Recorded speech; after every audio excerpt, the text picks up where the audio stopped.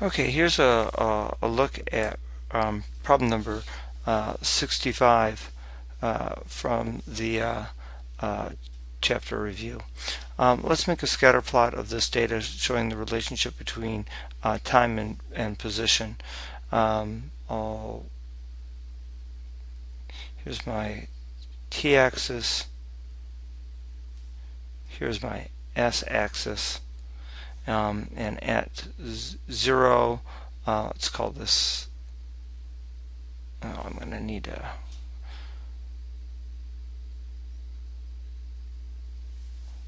let's call this mark right. Let's call this 10, 20, 30, 40, 50, 60, 70. And the largest number I need is 74, so I can go up to 80. Okay, so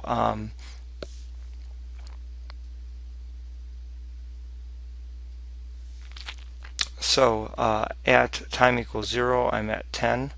At time equal, let's call this 1, 2, 3, and 4. At time equal 1/2, I'm at 38.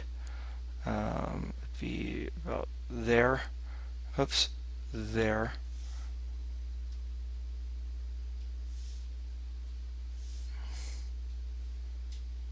All right.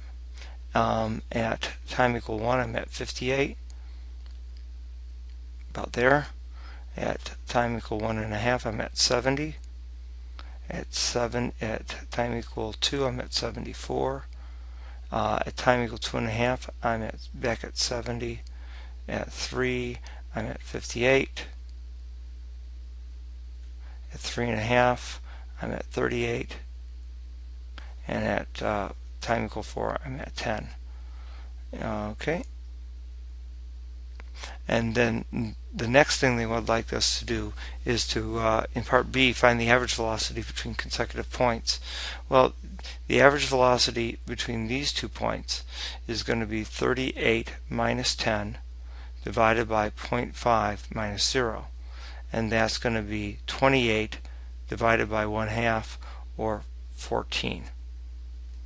So this is the average velocity between 1 and 1.5 seconds.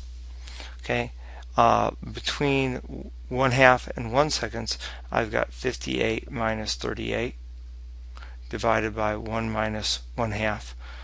That's 20 divided by 1/2.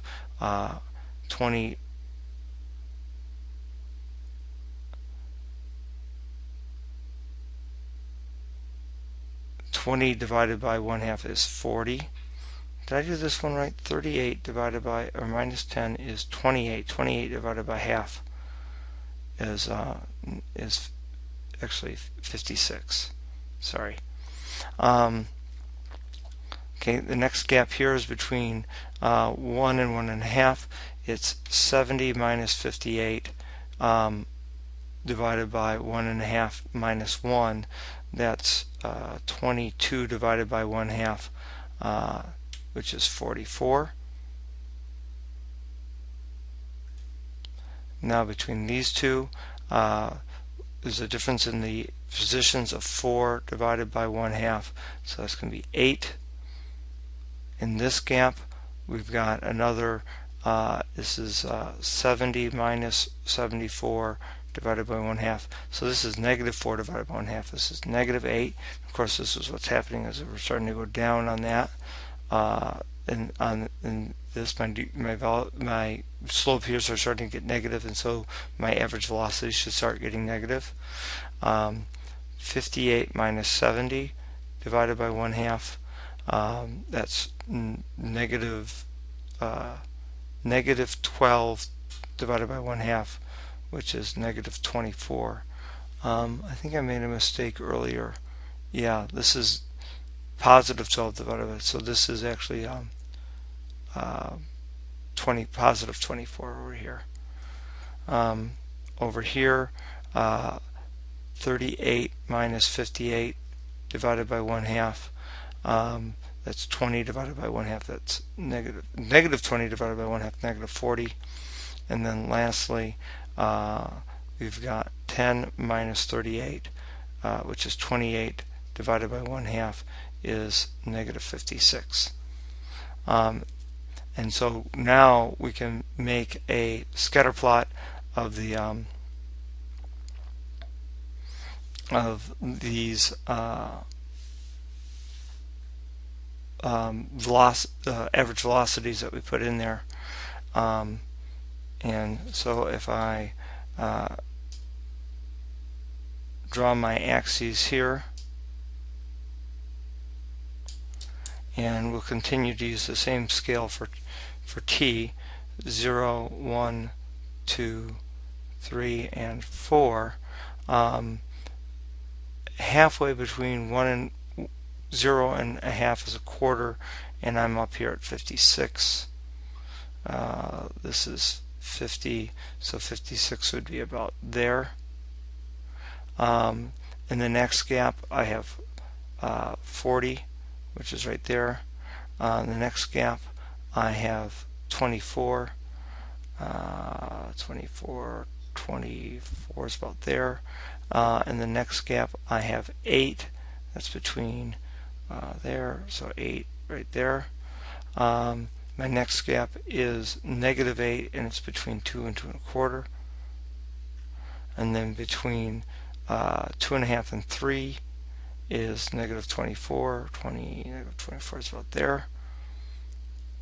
And then between 3 and 3 1/2 is negative 40. And between 3 1/2 and 4 is negative 56. Okay, and again, this is time, and now this, by the way, is no longer s, this is velocity. And what do we see from this velocity curve? If we draw our line through it, well, it's essentially the derivative of this curve. We noticed that when this curve reached its maximum, we went through a 0. In other words, where there was a horizontal tangent there, my velocity curve went through 0. When it was going up, I had a positive velocity. When it was going down, I have a negative velocity. And then lastly, the other thing that we learned through this graph is that this shape, which looks like a parabola, something in the form of y is equal to something with a x squared, that this graph looks linear, something in the form y is equal to mx plus b. That's number 65.